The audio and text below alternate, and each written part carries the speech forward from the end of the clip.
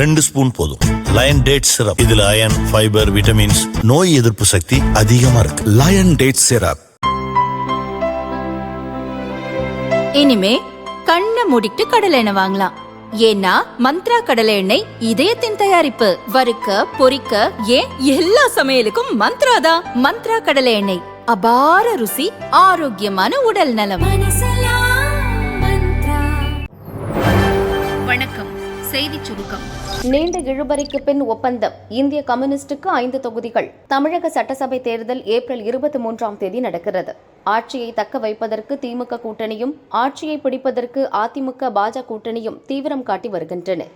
திமுக கூட்டணியில் தொகுதி பங்கீட்டில் இழுபறி நீடித்தது. ஆனால் தொடர்ந்து பேச்சுவார்த்தை நடத்தி தனது கூட்டணி கட்சிகளுக்கு திமுக தொகுதிகளை ஒதுக்கி வருகிறது. நீண்ட இழுபறிக்கு பின் காங்கிரஸ் கட்சிக்கு 28 தொகுதிகளும் ஒரு ராஜ்யசபா சீட்டும் ஒதுக்கப்பட்டது. இந்திய யூனியன் முஸ்லீம் லீக் கட்சிக்கு 2 தொகுதிகள், மனிதநேய மக்கள் கட்சிக்கு 2 தொகுதிகள், மதிமுகவுக்கு 4 தொகுதிகள், கொங்குநாடு மக்கள் தேசிய கட்சிக்கு 2 தொகுதிகள் ஒதுக்கப்பட்டுள்ளன. இந்த சூழலில் மார்க்சிஸ்ட் கம்யூனிஸ்ட், இந்திய கம்யூனிஸ்ட் கட்சிகள் தங்களுக்கு அதிக தொகுதிகளை ஒதுக்க வேண்டும் என கேட்டு வந்தன.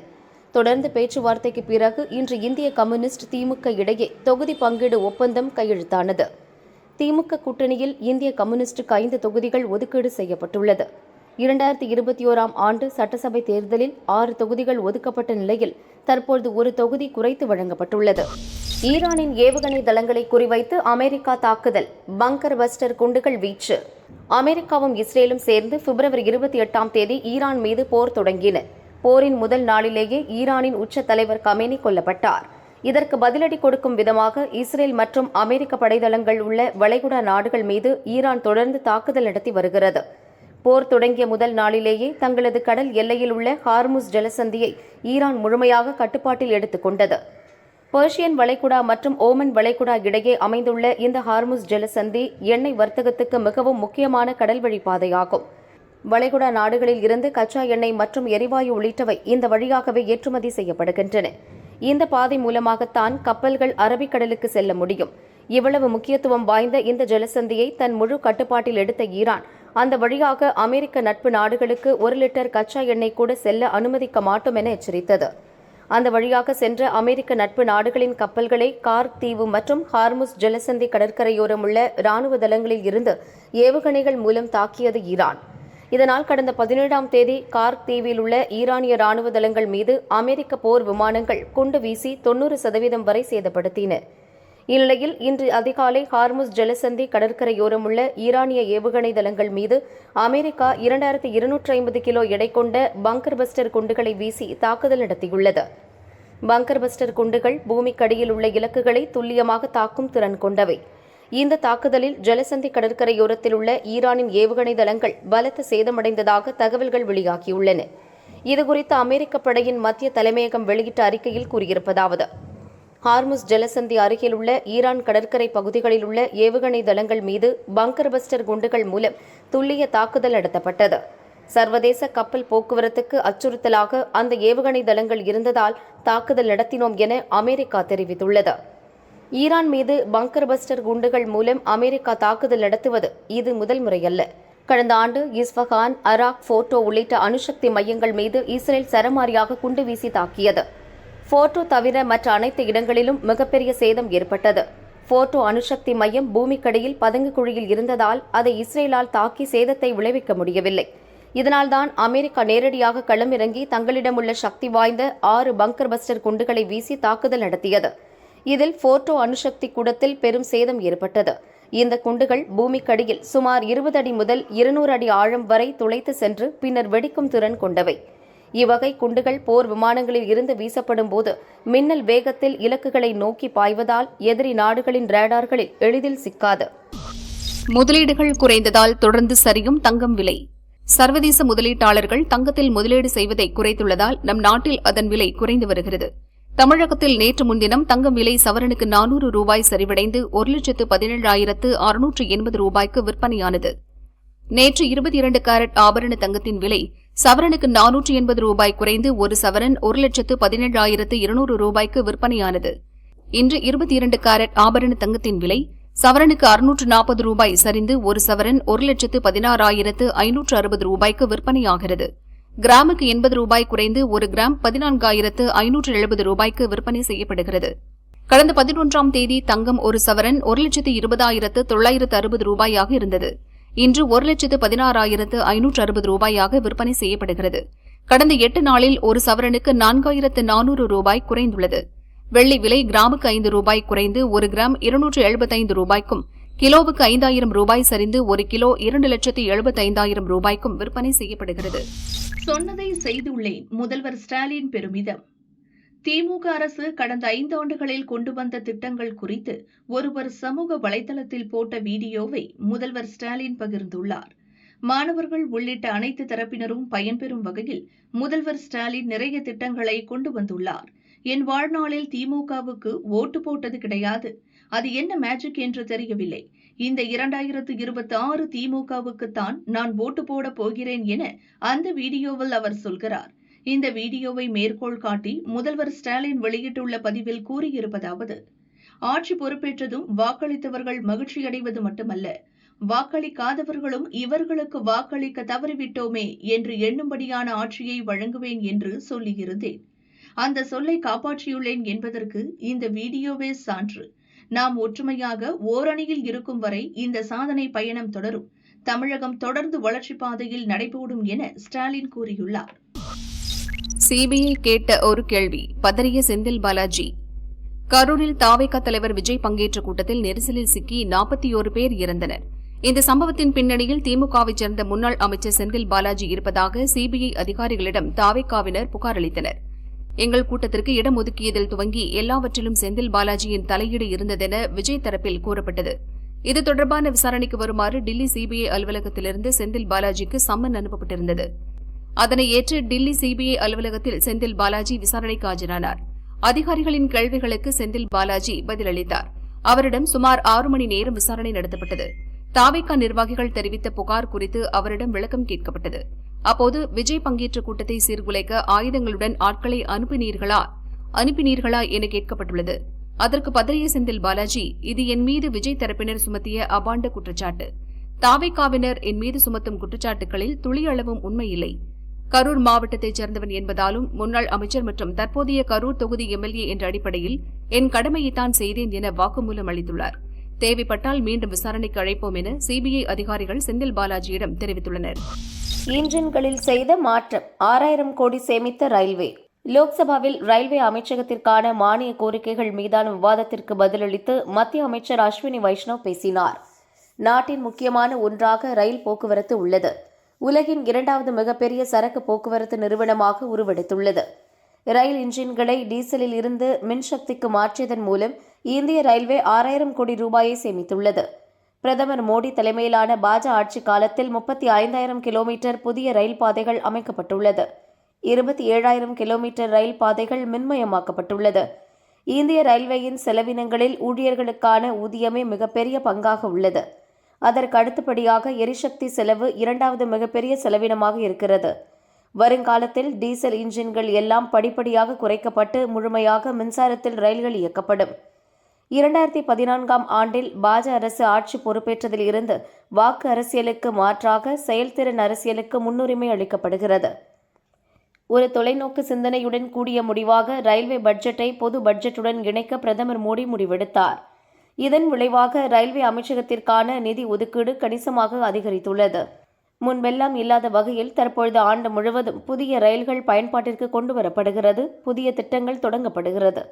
ரயில்வே துறையின் நிதி நிலைமை வலுப்பெற்றுள்ளது. கணக்கு விவரங்களை வெளியிடுவதில் வெளிப்படைத்தன்மையும் அதிகரித்துள்ளது என அஸ்வினி வைஷ்ணவ் பேசினார். இந்த விவாதத்தில் மொத்தம் 210 எம்பிக்கள் கலந்து கொண்டனர். விவாதத்தின் இறுதியில் 2026-27ஆம் நிதியாண்டிற்கான ரயில்வே அமைச்சகத்தின் மானிய கோரிக்கைகளை லோக்சபா ஏற்றுக்கொண்டு ஒப்புதல் அளித்தது. माननीय अध्यक्ष जी, रेलवे की फाइनेंशियल हेल्थ अभी जो भी प्रयास हुए हैं माननीय प्रधानमंत्री जी के नेतृत्व में इन 10 वर्षों में बहुत सुधरी है. सबसे पहली बात ये कि जो पहले अकाउंट्स की एक क्रिएटिविटी होती थी वो न होके अब एकदम ट्रांसपेरेंट तरीके से अकाउंट्स आज पब्लिश किए जाते हैं, क्योंकि जनरल बजट में ये मर्ज हो चुका है. तो सभी पब्लिक सेक्टर एंटिटीज़ के जो अकाउंट्स होते हैं उसी तरीके से रेलवे के अकाउंट्स भी होते हैं। आज रेलवे के जो बड़े खर्चे हैं उसमें स्टाफ की कॉस्ट सबसे बड़ी है, करीब 1,19,000 करोड़ रुपए की। उसके बाद में एनर्जी की कॉस्ट है जिसमें डीजल और इलेक्ट्रिक दोनों है। डीजल लगातार कम होता जा रहा है और बहुत जल्दी कंप्लीट भी फिनिश भी हो जाएगा। ஐகோர்ட் உத்தரவை நிறைவேற்ற அதிகாரிகள் ஈகோ பார்க்கக்கூடாது. தீபத்தூண் வழக்கில் நீதிபதிகள் அறிவுரை. திருப்பரங்குன்றம் மலை தீபத்தூணில் கார்த்திகை தீபம் ஏற்ற மதுரை ஐகோர்ட் நீதிபதி GR சுவாமிநாதன் கடந்த ஆண்டு டிசம்பர் 1ஆம் தேதி உத்தரவிட்டார். இந்த உத்தரவை தமிழக அரசு நிறைவேற்றாததால் தாக்கல் செய்யப்பட்ட நீதிமன்ற அவமதிப்பு வழக்கில் தீபத்தூணில் தீபம் ஏற்ற போலீசார் பாதுகாப்பு அளிக்க வேண்டும் என டிசம்பர் 4ஆம் தேதி நீதிபதி GR சுவாமிநாதன் உத்தரவிட்டார். இதை எதிர்த்து Madurai collector Praveenkumar, police commissioner Loganathan இரு நீதிபதிகள் அமர்வில் மேல்முறையீடு செய்தனர். இந்த வழக்கு நிலுவையில் உள்ளது. நீதிமன்றம் நியமிக்கும் 5 குழுவை தீபத்தூண் அமைந்துள்ள மலை உச்சிக்கு சென்று 15 நிமிடம் அடையாள வழிபாடு நடத்த அனுமதிக்கலாம் என பரிந்துரைக்கிறேன். மார்ச் 18இல் போலீஸ் கமிஷனர் லோகநாதன், துணை கமிஷனர் இனிகோ திவ்யன் தகுந்த பதில் அளிக்காவிடில் அவர்கள் மீது குற்றச்சாட்டுகள் பதிவு செய்யப்படும். அவர்கள் ஆஜராக வேண்டும் என உத்தரவு நீதிபதி சுவாமிநாதன் மார்ச் 4ஆம் தேதி பிறப்பித்திருந்தார். இதை எதிர்த்து போலீஸ் கமிஷனர், துணை கமிஷனர், கோயிலின் செயல் அலுவலர் ஞானசேகரன் மேல்முறையீடு செய்தனர். இந்த வழக்கு நீதிபதிகள் N. சதீஷ்குமார், M. ஜோதிராமன் அமர்வு முன் நேற்று விசாரணைக்கு வந்தது. அரசு தரப்பில் ஆஜரான கூடுதல் தலைமை வழக்கறிஞர்கள் ரவீந்திரன், வீரா கதிரவன், மூத்த வழக்கறிஞர் இளங்கோ ஆகியோர் முன்வைத்த வாதம் வருமாறு. தீபத்தூணில் தீபம் ஏற்ற வேண்டும் என முதலில் தனி நீதிபதி உத்தரவிட்டார். இதற்கு எதிரான மேல்முறையீட்டில் வரும் கார்த்திகை தீப திருவிழாவின் போது கோயில் நிர்வாகம் தன் குழுவின் மூலம் தீபத்தூணில் தீபம் ஏற்ற வேண்டும் என இரு நீதிபதிகள் அமர்வு உத்தரவிட்டது. இதற்கு மாறாக தற்போது தனி நீதிபதி 5 குழுவை தீபத்தூண் அமைந்துள்ள மலை உச்சிக்கு சென்று வழிபாடு நடத்த அனுமதிக்கலாம் என்கிறார். அவ்வாறு புதிதாக உத்தரவு பிறப்பிக்க முடியாது. இரு நீதிபதிகள் அமர்வின் உத்தரவை தனி நீதிபதி மாற்றியமைத்துள்ளார். இது நீதிமன்ற அவமதிப்பு வழக்கின் வரம்பிற்கு அப்பாற்பட்டது. இரு நீதிபதிகள் அமர்வு முடிவு செய்த பின் தனி நீதிபதி விசாரிப்பது ஏற்புடையதல்ல என அரசு தரப்பு வழக்கறிஞர்கள் வாதிட்டனர். மனுதாரர் ராம ரவிக்குமார் தரப்பு வழக்கறிஞர் அருண் சுவாமிநாதன் வாதிட்டதாவது: நீதிமன்ற உத்தரவை செயல்படுத்தக்கூடாது என்ற நோக்கில் ஒவ்வொரு முறையும் அரசு தரப்பில் தந்திரத்தை கையாள்கின்றனர், கால அவகாசம் கோருகின்றனர். கலெக்டரின் தடை உத்தரவை உயர்நீதிமன்றம் ரத்து செய்த பின்னும் போலீஸ் கமிஷனர், துணை கமிஷனர் தீபம் ஏற்ற அனுமதிக்கவில்லை.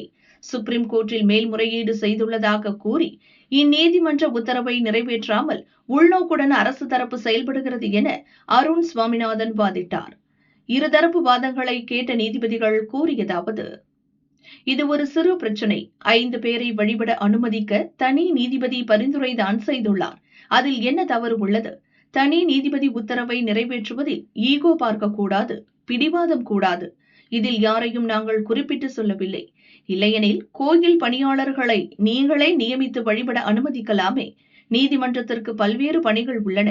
சிறு பிரச்சினைக்கு எத்தனை வழக்குகள் தான் தாக்கல் செய்வீர்கள்? இதனால் நீதிமன்றத்தின் நேரம்தான் வீணாகிறது என நீதிபதிகள் கூறினர். அதைத் தொடர்ந்து இந்த வழக்கில் நீதிபதிகள் பிறப்பித்த உத்தரவு வருமாறு: தீபத்தூணில் ராம ரவிக்குமார் தரப்பில் தீபம் ஏற்ற போலீசார் பாதுகாப்பு அளிக்க வேண்டும் என தனி நீதிபதி பிறப்பித்த உத்தரவுக்கு இடைக்கால தடை விதிக்கப்படுகிறது. 5 பேர் கொண்ட குழுவை வழிபாடு நடத்த அனுமதிக்கலாம் என தனி நீதிபதி பிறப்பித்த உத்தரவிற்கு எதிராக தாக்கலான மேல்முறையீட்டு மனு விசாரணைக்கு ஏற்கப்படுகிறது. அதற்கு பிரதான எண்ணெய் பதிவுத்துறை வழங்க வேண்டும். விசாரணை ஏப்ரல் 8ஆம் தேதிக்கு ஒத்திவைக்கப்படுகிறது என நீதிபதிகள் உத்தரவிட்டனர். அலி லாரிஜானி கதை முடிப்பு. இஸ்ரேல் தாக்கியது எப்படி? ஈரான் அரசு ஒப்புதல். போரில் மரண அடி. ஈரான் மீது அமெரிக்கா மற்றும் இஸ்ரேலிய கூட்டுப்படைகள் தாக்குதல் நடத்தி வருகின்றன. முதல் நாளிலேயே ஈரான் உச்சத் தலைவர் கமீனி கொல்லப்பட்டதால் இருதரப்புக்கும் போர் தீவிரமாக நடந்து வருகிறது. புதிய உச்சத் தலைவராக தேர்வு செய்யப்பட்ட முஜ்தபா கமீனி மீதும் இஸ்ரேல் தாக்குதல் நடத்தியது. அதில் அவர் கால்களை இழந்ததாகவும் கோமா நிலையில் இருப்பதாகவும் தகவல்கள் தெரிவிக்கின்றன. ஆனால் படுகாயமடைந்துள்ளார் என்பது மட்டும் உண்மை. அவர் நிலவரம் என்னவென்று இன்று வரை தெரியவில்லை. இந்நிலையில் ஈரானின் முக்கிய தலைகளை இஸ்ரேல் ராணுவம் நேற்று வேட்டையாடியது. ஈரான் தலைநகர் டெஹ்ரானில் ஈரான் முக்கிய தலைவர்களை குறிவைத்து நேற்று முன்தினம் இரவு முதல் தொடர்ந்து இஸ்ரேல் ராணுவம் குண்டுமழை பொழிந்தது. இந்த தாக்குதலில் ஈரான் உயர்மட்ட தேசிய பாதுகாப்பு கவுன்சில் செயலாளர் அலி லாரி ஜானி மற்றும் பாசிஜ் படை தளபதி குலாம் ரெசா சுலைமானி ஆகியோரை கொன்றுவிட்டோம் என்று இஸ்ரேல் நேற்று காலை அறிவித்தது. இதனால் ஈரான் முழுக்க பரபரப்பு ஏற்பட்டது. ஈரான் வீரர்கள் மத்தியிலும் பதற்றம் உருவானது. ஏனென்றால் அலி லாரிஜானி ஈரான் நாட்டின் மிக முக்கிய தலைவர்களில் ஒருவராவார். ஈரான் நாட்டின் ராணுவம், பாதுகாப்பு தொடர்பான அனைத்து அமைப்புகளுக்கும் உத்தரவுகளை போடும் பொறுப்பை அலி லாரிஜானி வகித்து வந்தார். புதிய உச்சத் தலைவராக நியமிக்கப்பட்ட முஜ்தபா கமீனி ஏற்கனவே உயிருக்கு போராடுவதாக தகவல்கள் வெளிவரும் நிலையில் அவரது இடத்திலிருந்து போர் சம்பந்தமான முக்கிய முடிவுகளை அலி லாரிஜானி தான் எடுத்து வந்தார். அமெரிக்கா இஸ்ரேல் மீதான தாக்குதல்களுக்கு உரிய உத்தரவுகளை வழங்கி வந்ததும் அவர்தான். அப்படிப்பட்ட அலி லாரிஜானியையே குண்டு வீசி கொன்றுவிட்டார்கள் என்பதை ஈரான் மக்கள் நம்பவில்லை. அவர் நிலை பற்றி ஈரான் அரசு எந்த தகவலையும் பல மணி நேரமாக வெளியிடவில்லை. இந்நிலையில் இஸ்ரேல் வான்வழி தாக்குதலில் அலி லாரிஜானி கொல்லப்பட்டு விட்டதாக நேற்றிரவு ஈரான் அரசு அதிகாரப்பூர்வமாக அறிவித்தது.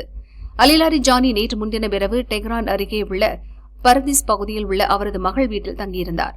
அதை மோப்பம் பிடித்துவிட்ட இஸ்ரேல் ராணுவம் அந்த வீட்டின் மீது குண்டுமழை பொழிந்தது. இதில் அலி லாரிஜானி, அவர் மகன் மொர்தேஜா லாரிஜானி கொல்லப்பட்டனர் என ஈரான் அரசு தெரிவித்தது. இந்த தாக்குதலில் அலி லாரிஜானியின் பாதுகாப்பு அதிகாரி அலி ரெசா ஃபயாத் உள்ளிட்ட பல வீரர்களும் கொல்லப்பட்டனர் என ஈரான் அரசு கூறியுள்ளது. அமெரிக்காவுடன் அணுசக்தி பேச்சுவார்த்தை நடத்திய குழுவில் அலி லாரிஜானியும் இடம்பெற்றிருந்தார். அமெரிக்கா இஸ்ரேலுக்கு எதிரான போரில் முக்கிய உத்தரவுகளை பிறப்பித்து வந்ததும் அலி லாரிஜானிதான். அதேபோல பாசிஜ் எனப்படும் இளைஞர் படையின் தளபதி குலாம் ரெசா சுலைமானியும் இஸ்ரேல் தாக்குதலில் கொல்லப்பட்டதாக ஈரான் தெரிவித்துள்ளது. இஸ்லாமிய புரட்சிகர காவல் படையின் ஒரு அங்கம்தான் இந்த பாசிஜ் படை. இதுவும் இஸ்ரேலுக்கு எதிரான போரில் முக்கிய பங்காற்றி வந்தது. போர் தொடர்பான முக்கிய முடிவுகளை எடுத்து வந்த அலி லாரிஜானியும் பாசிஜ் படை தளபதி குலாம் ரெசா சுலைமானியும் ஒரே நாளில் கொல்லப்பட்டது ஈரானுக்கு மிகப்பெரிய பின்னடைவாக பார்க்கப்படுகிறது. ஏற்கனவே உச்ச தலைவர் முஜ்தபா கமீனி உயிருக்கு போராடும் நிலையில் இப்போது அலி லாரிஜானியும் கொல்லப்பட்டு விட்டதால் போரில் ஈரான் நாட்டுக்கு தலைமை தாங்குவது யார் என்ற கேள்வி எழுந்துள்ளது. ஆனால் ஈரான் நாட்டின் வெளியுறவு அமைச்சர் அப்பாஸ் அராக்சி ஈரானின் அரசியல் அமைப்பு வலுவாக இருக்கிறது என கூறினார். அலி லாரிஜானி கொல்லப்பட்டு விட்டதால் ஈரான் போரில் பின்தங்கிவிடாது. அமெரிக்கா மற்றும் இஸ்ரேலை முழுவீச்சில் தொடர்ந்து தாக்கும் என அப்பாஸ் அராக்சி கூறினார். இதனால் வரும் நாட்களில் ஈரானுக்கும் இஸ்ரேல் அமெரிக்க கூட்டுப்படைகளுக்கும் போர் இன்னும் வேகம் எடுக்கும் என எதிர்பார்க்கப்படுகிறது. எனக்கு பிளட் கேன்சர், இங்க ஊசி ஸ்டாக் இல்லங்கறாங்க. அலையவிடப்பட்ட கேன்சர் நோயாளி.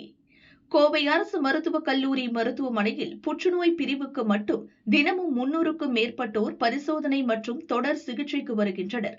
இதில் புற்றுநோயியல் துறையில் கீமோதெரபி உள்ளிட்ட பல்வேறு சிகிச்சைகளுக்கு உயிர்காக்கும் மருந்துகள் செலுத்தப்படுகின்றன. இவை விலையுயர்ந்தவை. அரசு மருத்துவமனைகளில் இலவசமாக கிடைப்பதால் ஏழை நடுத்தர மக்கள் அதிகம் வருகின்றனர்.